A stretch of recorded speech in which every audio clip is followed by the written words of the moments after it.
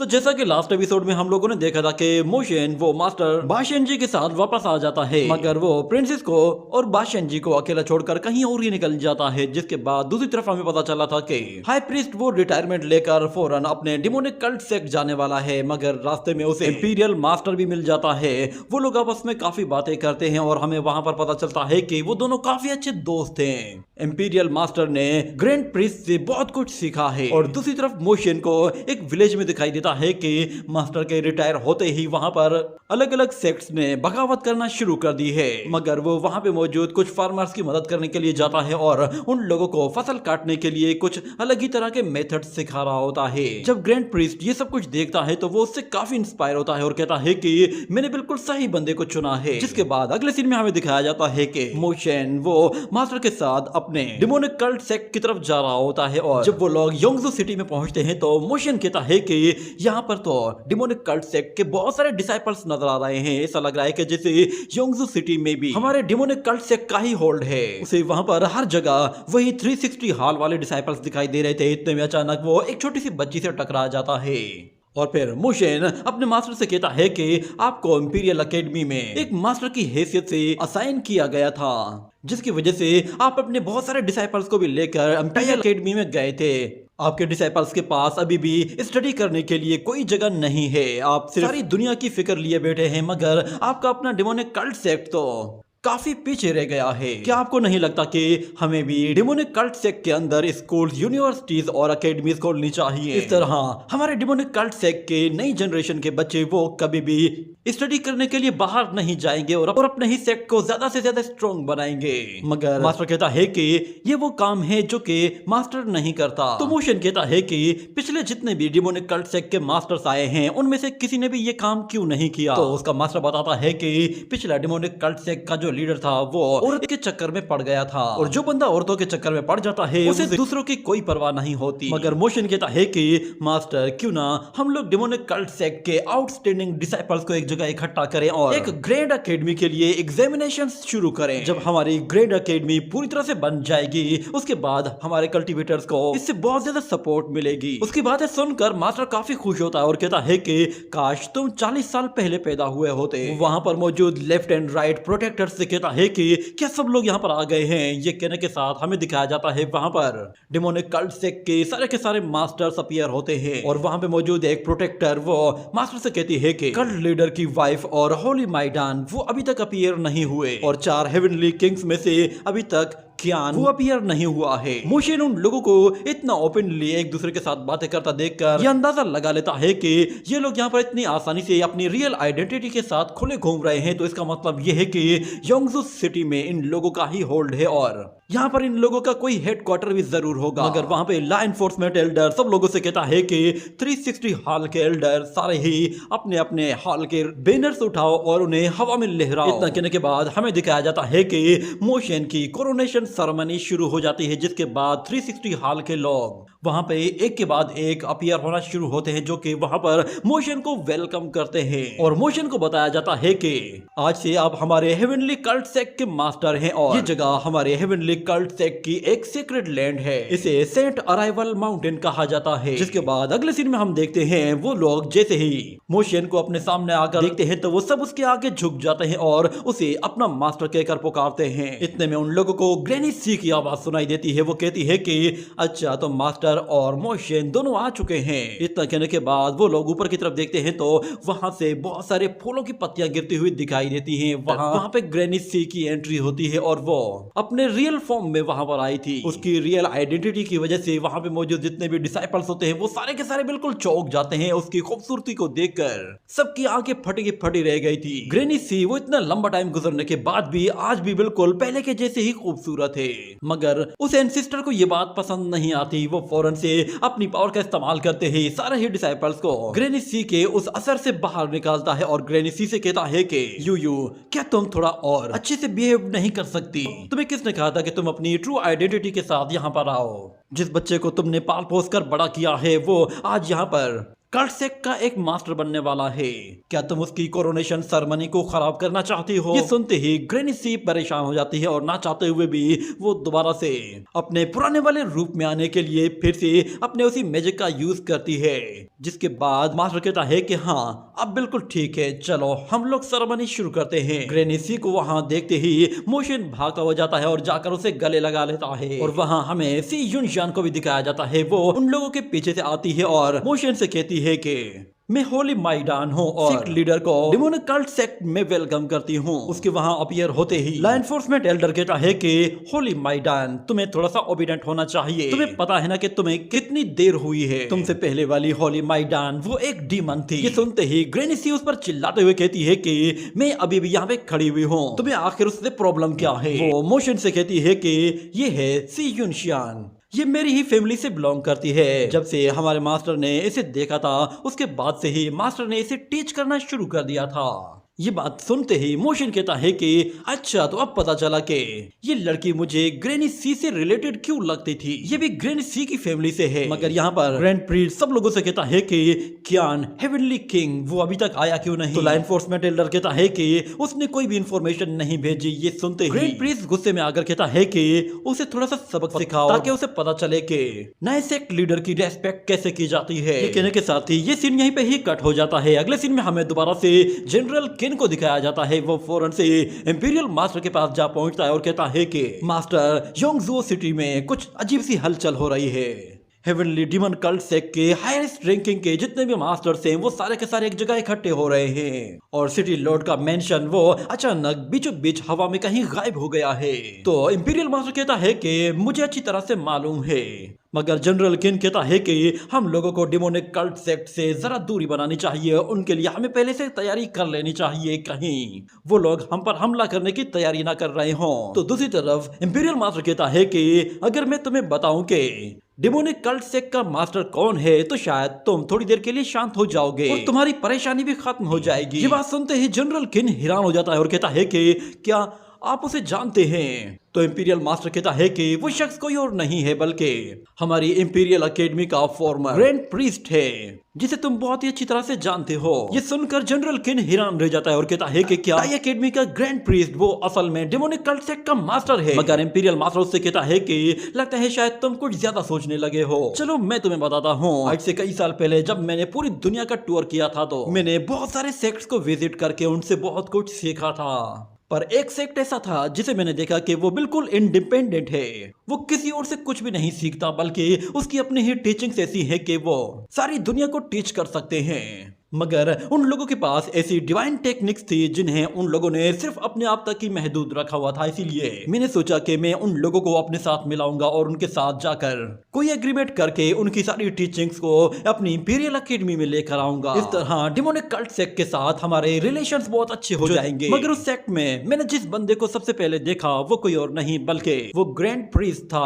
Grand priest वो पहला बंदा था जो मेरे साथ वहां पर एक साथ बैठा था। उसने ना सिर्फ मुझे बहुत कुछ सिखाया है बल्कि उसने खुले दिल के साथ मुझे वहां पर वेलकम भी किया और मुझे एक राइट पाथ के बारे में भी बताया जो कि अब मेरी अगली मंजिल है। उसने पर्सनली डाओ मास्टर को मुझे रिकमेंड भी किया था। ग्रैंड प्रीस्ट के लेटर लिखने की वजह से डाओ मास्टर ने पर्सनली मुझे बहुत सारी फेवर्स दी थी। मैंने वहां पर 14 डाओ पेट्रा सोर्ड टेक्निक को बहुत ही अच्छी तरह से सीखा भी था और फिर मैंने ग्रैंड प्रीस्ट की परमिशन के साथ थंडर मोनेस्ट्री टेंपल को भी ज्वाइन किया था ताकि मैं वहां से कुछ ज़ेन ताओइज्म की एंशिएंट स्क्रिप्चर्स को हासिल कर सकूं। उसने कभी भी अपनी ट्रू आइडेंटिटी को शो नहीं किया था मगर मैं उसकी ट्रू आइडेंटिटी को पहचान गया था। न सिर्फ मैंने उसे पहचाना बल्कि मैंने उसे ऑफर किया कि वो मेरी टाई एकेडमी को टीच करे। उसके पास बहुत ही शानदार एबिलिटीज हैं मगर मैंने उसे उसकी एबिलिटीज की वजह से टाई एकेडमी ज्वाइन करने के लिए नहीं कहा। मैं उसे इसलिए पसंद करता था क्योंकि वो दिल का बहुत अच्छा था। इससे पहले मैंने कभी भी ऐसा कोई इंसान देखा ही नहीं था जो कि दिल का इतना अच्छा और इतना साफ हो। वो अकेला ही ऐसा बंदा था जो कि हमारी एकेडमी को लीड कर सकता था। वो न सिर्फ मेरा बहुत अच्छा दोस्त था बल्कि वो मेरा बहुत ही अच्छा टीचर भी था। तो फिर यहाँ पर जनरल किन कहता है कि अगर आप दोनों सेम पाथ पर चल रहे थे तो फिर वो आपको छोड़कर क्यों चले गए? उन्हें रिजाइन करने की क्या जरूरत थी? तो मास्टर उसे बताता है कि उसे वापस जाना ही था क्योंकि उसे अपने डिमोनिक कल्ट सेक्ट के लिए एक नया लीडर चुनना था जो कि उसकी नई जनरेशन को लीड करने वाला था। मैं खुद से पर्सनली जाकर उस नए लीडर से मिलूंगा, उसे अपने यानकांग किंगडम में सरेंडर करने की ऑफर करूंगा। अगर वो लोग हमारे साथ अच्छे रिलेशंस बनाकर दोस्तों की तरह रहना चाहें तो भी अच्छा है, वरना फिर उन लोगों को सरेंडर करना पड़ेगा। और दूसरी तरफ हमें सेंट माउंटेन में दिखाया जाता है कि सारे ही डिसाइपल्स कोरोनेशन सेरेमनी के लिए मौजूद होते हैं और लाइन एनफोर्समेंट एल्डर एक लाउड आवाज के साथ अनाउंसमेंट करते हुए कहता है कि आज के इस सुनहरे दिन में हम लोग अपने एक नए मास्टर को चुने। हम उम्मीद करते हैं कि हमारे मास्टर्स वो इस नए डिसेंडेंट को अपनी ब्लेसिंग्स देंगे। हमें दिखाया जाता है वहां पर एक सेज का स्टेचू बना हुआ होता है और वहां पे जो कल्टीवेटर्स होते हैं वो सारे के सारे मोशन से कहते हैं कि हम आपको कोरोनेशन सेरेमनी में वेलकम कर रहे हैं। और ग्रैंड प्रीस्ट कहता है कि यंग लीडर कोरोनेशन का टाइम आ चुका है। ये सुनते ही मोशन वहां से आगे चला जाता है, जिस पर ग्रैनी सी उस पर बहुत ज्यादा खुश होती है कि उसका बच्चा आज उसकी आंखों के सामने उसके ही सेट का एक लीडर बनने वाला है। और सारे ही डिसाइपल मास्टर कहकर उसके आगे झुक जाते हैं। मगर हमें दिखाया जाता है मोशन वो मास्टर से कहता है कि आप लोग अपने नए लीडर के असाइन होने को कोरोनेशन क्यों कहते हैं। कोरोनेशन तो सिर्फ और सिर्फ एम्परर्स का होता है। तो मास्टर उसे बताता है कि जब हमारा हेवनली कल्ट सेक्ट ये बहुत ही ज्यादा फेमस था और पूरी दुनिया में इसकी ग्लोरी के चर्चे थे, तो उस वक्त हमारे पास 6 नेशंस थी जिन पर हम लोग रूल किया करते थे। और उन 6 नेशंस के एम्परर्स वो हमारे डिमोनिक कल्ट सेक्ट से ही बिलोंग करते थे। और यही वजह है कि हमारे जितने भी होली कल्ट लीडर्स हैं वो सारे के सारे एम्परर्स की तरह कोरोनेशन सेरेमनी को ऑर्गेनाइज करते थे। यही वजह है कि जितने भी 6 नेशंस के एम्परर थे वो सारे के सारे कल्ट लीडर की रेस्पेक्ट किया करते थे। मगर अब वक्त बदल गया है, वो जितने भी 6 नेशंस थे वो सब अब ग्रेट सेक्ट्स बन चुके हैं। ऐसे सेक्ट जो कि हार्डली किसी को अपना डिसाइपल एक्सेप्ट करते हैं। मगर जब कोई सेक्ट अपने आप को एक नेशन में कन्वर्ट कर देता है तो फिर वो सबको ही अपना डिसाइपल एक्सेप्ट कर लेता है। फिर आम लोगों में और कल्टीवेटर्स में कोई बाउंड्री नहीं रहती। सारे ही कल्टीवेटर्स और मोटल्स और इमोटल्स सारे ही उसी नेशन का एक हिस्सा बन जाते हैं, सारे ही उसी के ही सिटीजन्स कहलाते हैं। ये सुनने के बाद मोशन जैसे ही वहां से जाने लगता है तो सी युनशियांग वो उसकी तरफ देखती है।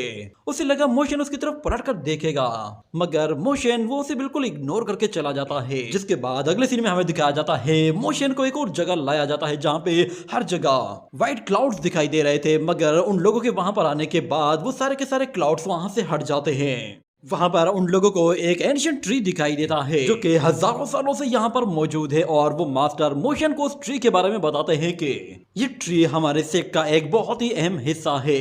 जिसके बाद ये सीन यहीं कट होता है और अगले सीन में हमें दोबारा से डाओ सेक्ट को दिखाया जाता है। वहां पर हम लोग उसी डिसाइपल को भी देखते हैं जो कि मोशन की वजह से हर्ट हुआ था। और दूसरी तरफ वहां पर उन लोगों का एक सीनियर मास्टर भी मौजूद होता है। वहां मौजूद एक मास्टर वो उस सीनियर मास्टर को बता रहा होता है कि डिमोनिक कल्ट सेक्ट के लीडर्स वो एक कोरोनेशन सेरेमनी ऑर्गेनाइज कर रहे हैं। इसका मतलब है कि वो लोग एक नया लीडर चुनने वाले हैं। तो वो सीनियर मास्टर कहता है कि वो लोग पिछले 40 साल से बगैर किसी मास्टर के अपने सेक्ट को चला रहे थे और अब एक नया मास्टर अपीयर हुआ है, तो इसका मतलब ये है कि ये बाकी लोगों के लिए कोई ब्लेसिंग नहीं है। हमें जल्द से जल्द उन लोगों को एलिमिनेट करना होगा। तो जूनियर मास्टर कहता है कि ठीक है, मैं समझ गया, मगर यानकांग किंगडम का इंपीरियल मास्टर वो हेवनली कल्ट सेक्ट के साथ जुड़ा हुआ है। वो चाहता है कि वो हेवनली कल्ट सेक्ट को अपने सेक्ट के साथ मिला ले और अपनी नेशन को एक ग्रेट नेशन बनाए। क्या हमारा डाओ सेक्ट वो ये सब कुछ अफोर्ड कर सकता है कि अगर हम लोग डीमन कल्ट सेक्ट पर हमला करें और फिर यानकांग किंगडम भी सेम टाइम पर हम पर हमला कर दे, क्या हम लोग ये एक साथ अफोर्ड कर पाएंगे? तो वो सीनियर मास्टर कहता है कि यानकांग किंगडम चाहे कुछ भी कर ले, वो डिमोनिक कल्ट सेक्ट को अपने साथ नहीं मिला सकता, क्योंकि डिमोनिक कल्ट सेक्ट में ऐसे जीनियस मौजूद है जो कि यानकांग किंगडम में कभी पैदा भी नहीं हो सकते। डेमोनिक कल्ट सेक्ट की एक बहुत ही लंबी हिस्ट्री है। उनका एम्पायर यानकांग किंगडम से बहुत बड़ा हुआ करता था, मगर बदकिस्मती से वो लोग भी मिट्टी में मिल गए और एक ग्रेट नेशन बिल्कुल तबाह बर्बाद हो गई। यानकांग किंगडम को ये दुनिया जितनी आसान लगती है ये उतनी ही ज्यादा मुश्किल है। जब रियलिटी उसके सामने आएगी तो शायद वो भी कुछ समझ नहीं पाएगा कि उसके साथ क्या हुआ है। और यहाँ पर मोशन को बताया जा रहा होता है कि सेंटर राइवल माउंटेन ये हेवन के ऑर्बिट से बाहर है। क्यों समझ लो कि ये हमारे इस मोर्टल रियलम में एग्जिस्ट करता है। हमारे फाउंडिंग फादर वुई सुफेंग वो भी यहीं पर ही अपीयर हुए थे और उन्होंने यहाँ पर एक वुड कटर को देखा था जो कि अपनी इस कुल्हाड़ी के साथ इस दरख्त पर वार करते हुए इसे काटने की कोशिश कर रहा था। मगर वो जितनी मर्तबा भी इस दरख्त को काटने की कोशिश करता है हर बार ये दरख्त बिल्कुल पहले जैसा हो जाता है। जिसके बाद ही उन्हें पता चला था कि वो यहाँ पर एक सेज से मिल रहे हैं। वो वुड कटर कोई और नहीं बल्कि एक हेवनली सेज था। उन्हें देखने के बाद और उन्हें पहचानने के बाद हमारे फाउंडिंग फादर ने उनसे हेवनली टीचिंग्स हासिल की थी। उस हेवनली सेज ने यहाँ पर एक स्टोन को रखा था जिसके ऊपर बैठकर वो यहाँ पर प्रैक्टिस किया करते थे। उनके जाने के बाद फिर हमारे फाउंडिंग फादर ने ही एक सेक्ट को ऑर्गेनाइज किया था, क्योंकि वो यहाँ पर हजारों सालों से लेक्चर दे रहे थे। उन्होंने ही यहाँ पर बैठकर एक हेवनली डीमन स्क्रिप्चर लिखी थी। ये कहने के बाद वो मोशन से कहते हैं कि क्या तुम हमारे डेमोनिक कल्ट सेक्ट की जिम्मेदारी उठाने के लिए तैयार हो? तो मोशन थोड़ी देर सोचता है और फिर कहता है कि मैं इसके लिए बिल्कुल तैयार हूँ। तो ग्रैंड प्रिंस कहता है ऐसा है तो फिर ये सेक्ट आज से तुम्हारा हुआ। तुम्हें अब अपने कंधों को इतना मजबूत बनाना होगा कि ये इस सेक्ट का भार उठा सके। तो मोशन कहता है कि मैं इस सेक्ट की जिम्मेदारी उठाने के लिए तैयार हूँ। और फिर ग्रैंड प्रिंस कहता है कि ये पत्थर असल में हमारे सेज की एक सीट है, तुम्हें यहाँ पर आकर बैठना है। हमारे सेज का हमारे फाउंडिंग फादर के साथ कोई ब्लड रिलेशन नहीं था, ना ही उनका फाउंडिंग फादर में कोई इंटरेस्ट था, मगर क्योंकि हमारे फाउंडिंग फादर ने सेज से उनकी टीचिंग्स हासिल की थी तो इसीलिए वो कल्ट सेक्ट के नए टीचर बन गए थे। हमारा हेवनली कल्ट सेक्ट वो हर 20,000 साल के बाद एक नया सेक्ट लीडर चुनता है। जब तुम इस स्टोन सीट पर बैठोगे तो फिर तुम हमारे नए सेक्ट के लीडर बन जाओगे। ये कहने के साथ ही मोशन फौरन से उसी सेज स्टोन के ऊपर जाकर बैठ जाता है और मास्टर से बताता है कि तुम्हें यहाँ बैठने के साथ ही न सिर्फ टीचिंग्स की ड्यूटी देनी है बल्कि इसका साथ साथ तुम्हें डेमोनिक कल्ट सेक्ट की जिम्मेदारी भी उठानी है। इतना कहने के बाद वो लोग सारे के सारे फिर से उसके आगे झुकते हैं और उसे अपना नया सेक्ट लीडर कहकर पुकारते हैं। और सी युनशांग वो भी उसके आगे ना चाहते हुए भी झुक जाती है। इसके बाद से सारे के सारे मास्टर्स और डिसाइपल वो सब के सब लोग अब मोशन के ही डिसाइपल बन गए थे और मोशन आज से उनका एक नया होली मास्टर भी बन गया था और साथ में वो डेमोनिक कल्ट सेक्ट का एक लीडर भी बन गया था। जिसके बाद ये सीन यही कट हो जाता है। अगले सीन में हमें एक और मास्टर का सीन दिखाया जाता है जो कि लिंग माउंटेन टेंपल पर आता है। वहां पर आने के बाद वो एक जगह रुककर अपने मास्टर से कांटेक्ट करता है और कहता है कि मुझे सुनने में आया है कि डेमोनिक कल्ट सेक्ट वो अपने नए मास्टर को चुनने वाले हैं। वो लोग इस वक्त योंगजू टेरिटरी में नए सेक्ट मास्टर की कोरोनेशन सेरेमनी ऑर्गेनाइज कर रहे हैं। सी युनशांग जिसने हमारे डिसाइपल को हराया था वो भी वहां पर मौजूद है, जिसका मतलब ये है कि वो लड़की यानकांग किंगडम से बिलोंग नहीं करती बल्कि वो हेवनली कल्ट सेक्ट से बिलोंग करती है। और वहां पर हेवनली कल्ट सेक्ट के जितने भी हाईएस्ट रैंकिंग के मास्टर्स हैं वो सारे ही इकट्ठे हो चुके हैं। इतने में उसे हेवन से किसी की आवाज सुनाई देती है। वो उस मास्टर से कहता है कि डीमन कल्ट सेक्ट वो पिछले 40 साल से बगैर मास्टर के चल रहा था और इन 40 सालों में उन लोगों के बीच में कभी भी सेक्ट मास्टर बनने के लिए कोई लड़ाई नहीं हुई है। ऊपर से उन लोगों ने यानकांग रिफॉर्म्स के खिलाफ भी कोई एक्शन नहीं लिया, मगर क्योंकि अब heavenly academy demon cult sect के हेवनली मेंबर्स को इकट्ठा कर चुकी है तो अब यानकांग किंगडम उनके बराबर का नहीं रहा। और अगर डेमोनिक कल्ट सेक्ट का नया मास्टर वो हमारे सेक्ट के अगेंस्ट कोई एक्शन लेता है तो इसका अंजाम बहुत बुरा होगा। ये सुनकर वो मॉन्क कहता है मैं समझ गया, मगर मुझे आपको एक और बात भी बतानी है। जूनियर ब्रदर वांग शेन वो ग्रेट रून से अपीयर हुआ है। तो उसका मास्टर कहता है कि हर कर्म का अपना एक नतीजा होता है। तुम फिलहाल डेमोनिक कल्ट सेक्ट के नए लीडर पर इन्वेस्टिगेशन शुरू करो। जहां तक बात वांग शेन की है मैं खुद से जाकर उसके कार में सिचुएशन को हैंडल करूंगा। और दूसरी तरफ हमें दिखाया जाता है ग्रैंड प्रिंस सब लोगों से कहता है कि हमारा नया मास्टर वो अपनी ओथ ले चुका है और कोरोनेशन सेरेमनी भी कंप्लीट हो चुकी है। वो सी युनशांग से कहता है कि क्या तुम दोबारा से अपीयर नहीं होगे और अपने सेक्ट की टीचिंग को एक नए लीडर के अंदर पास नहीं करोगे, या फिर तुम हमेशा के लिए यहीं पर ही छुप कर रहना चाहते हो। ये कहने के साथ ही हमें दिखाया जाता है कि ग्रेनी सी की बॉडी में कुछ हलचल होने लगती है। उसके हाथ पैर बिल्कुल टेढ़े हो जाते हैं और देखते ही देखते हमें उसके अंदर से एक और बंदे की बॉडी दिखाई देती है। ये देखकर मोशन भी काफी हैरान हो गया था और वहां पे मौजूद बहुत सारे लोग ये देखकर थोड़ा सा डर गए थे, क्योंकि ग्रेनी सी की बॉडी के अंदर किसी और की बॉडी नहीं थी बल्कि वो डेमोनिक कल्ट सेक्ट का फॉर्मर लीडर था जो कि ग्रेनी सी का हस्बैंड भी रह चुका था, मगर ग्रेनी सी ने ही उसे मारा था। जिसके बाद उस बंदे ने अपनी सोल को ग्रेनी सी की बॉडी के अंदर कैप्चर लिया था। वो वहां पर आता ही ग्रैंड प्रिंस से कहता है कि डिसाइपल मास्टर की बात को जरूर मानेगा।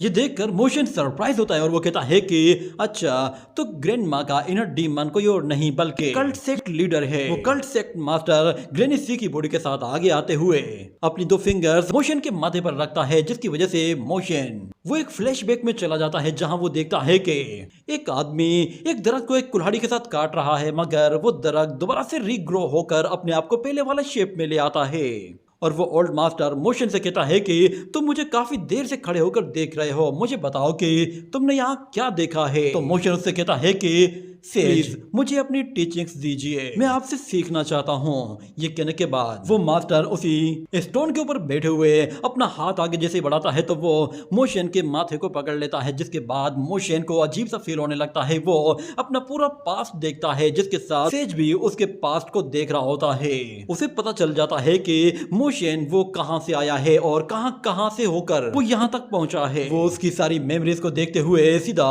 उसके बचपन में जा पहुंचता है और हमें बताया जाता है कि यहाँ पर मोशन को बहुत ही लंबा टाइम गुजर जाता है और कई दिन गुजर जाते हैं और अभी भी मोशन वहीं पर ही बैठा रहता है। और वो सेंट मोशन को कहता है कि तुम्हारी फैमिली वो अब मर चुकी है, उनकी हड्डियां भी अब कब्रों में गल सड़ गई है। तुम यहाँ से कई सौ साल पीछे तक देख सकते हो, यहाँ तक कि तुम कुछ भी देख सकते हो। ह्यूमंस, घोस्ट, स्पिरिट्स या फिर डीमंस, तुम्हें सब कुछ यहाँ से दिखाई दे सकते हैं। वो सारे के सारे अपने एक पैटर्न को फॉलो करते हैं। अगर तुम इस पैटर्न को समझ जाते हो तो तुम क्रिएशन को समझ जाओगे।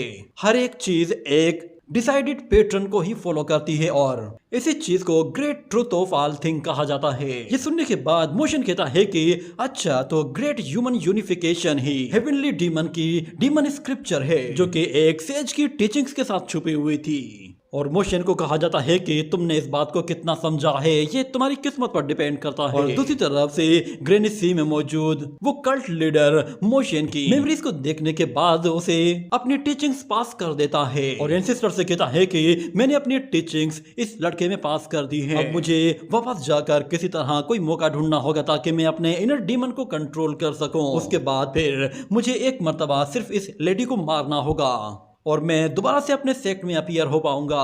मगर ग्रेनिसी कहती है कि चलो देखते हैं कि कौन किसको कंट्रोल करता है। ये कहने के बाद ग्रेनिसी उसे दोबारा से अपनी बॉडी के अंदर लॉक कर देती है और कहती है कि मास्टर, जब मेरा बच्चा होश में आ जाए तो उसे बता दीजिएगा कि मैं यहाँ से जा चुकी हूँ और न्यू ईयर पर वो हमसे मिलने के लिए जरूर आए। ये कहने के साथ वो वहां से चली जाती है और मोशन वो वहीं पर ही उस सेंट स्टोन के ऊपर बैठा रहता है और उस सेंट से टीचिंग्स हासिल कर रहा होता है। वो वहां पर काफी लंबा टाइम गुजरने के बाद भी बैठा हुआ था और जब हमें उसके सीक्रेट स्पेस में दिखाया जाता है तो वहां पर मोशन वो उसी मास्टर से बात कर रहा होता है और उससे कहता है कि हम लोग इमोर्टैलिटी को कैसे हासिल कर सकते हैं। मैं आपकी तरह ही एक सेज बनना चाहूं तो मुझे क्या करना होगा। तो वो सेज उससे कहता है कि अगर तुम एक सेज बनना चाहते हो तो तुम्हें अपना एक विर्चू क्रिएट करना होगा। तुम्हारे पास एक मेरिट होनी चाहिए और तुम कुछ वर्ड्स क्रिएट कर सको और उसके बाद ही तुम इमोर्टैलिटी को अचीव कर सकते हो। तुम भी फिर मेरी तरह एक सेज बन जाओगे। तो मोशन उससे कहता है कि एक सेज बनने के लिए मुझे क्या करना है। तो वो मास्टर कहता है कि तुम्हें सबसे पहले 3 एलिमिनेशन स्टेज को कवर करना होगा, जिसमें एलिमिनेशन प्रिंसिपल्स, नॉलेज और टीचिंग्स शामिल है। अगर तुम इन तीनों चीजों को हासिल कर लेते हो तो तुम ग्रेट टीचर बन जाओगे, साथ में तुम एक सेज भी कहलाओगे। ये कहने के साथ ही ये एपिसोड यहीं पे ही एंड हो जाता है।